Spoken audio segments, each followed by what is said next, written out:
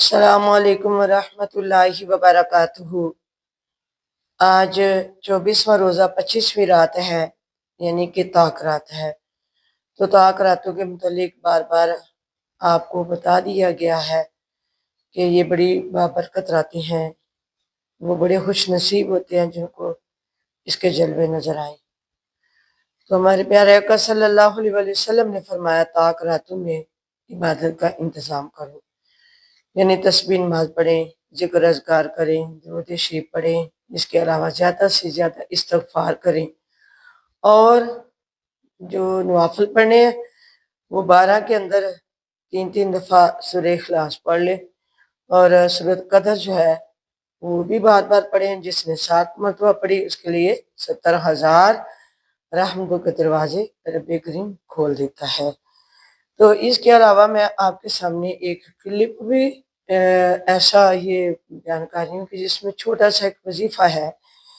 وہ وظیفہ کیا ہے؟ جو شخص یعنی جس کو آندھی، آسمانی بجلی یا کسی اور چیز سے نقصان پہنچنے کا ڈر ہو، یا وہ تنگ دستی کا شکار ہو، تو اسے چاہیے کہ کثرت سے یا وکیلو یعنی کھلا پڑھنا ہے، کثرت سے پڑھے۔ انشاءاللہ عز و جل حاجتیں پوری ہوں گی، مصیبتیں دور ہوں گی، اور پڑھنے والے کے لیے رزق اور بھلائی کے دروازے کھلیں گے۔ السلام علیکم ورحمۃ اللہ وبرکاتہ۔ آج 24واں روزہ 25ویں رات ہے، یعنی کہ طاق رات ہے۔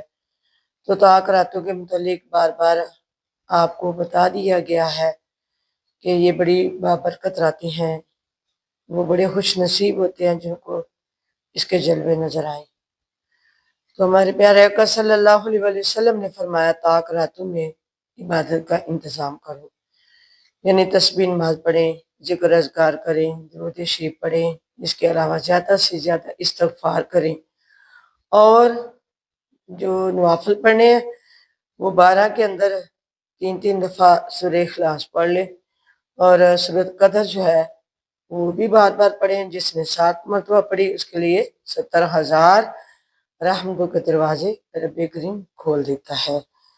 تو اس کے علاوہ میں آپ کے سامنے ایک کلپ بھی ایسا یہ بیان کر رہی ہوں کہ جس میں چھوٹا سا ایک وظیفہ ہے۔ وہ وظیفہ کیا ہے؟ جو شخص یعنی جس کو آندھی، آسمانی بجلی یا کسی اور چیز سے نقصان پہنچ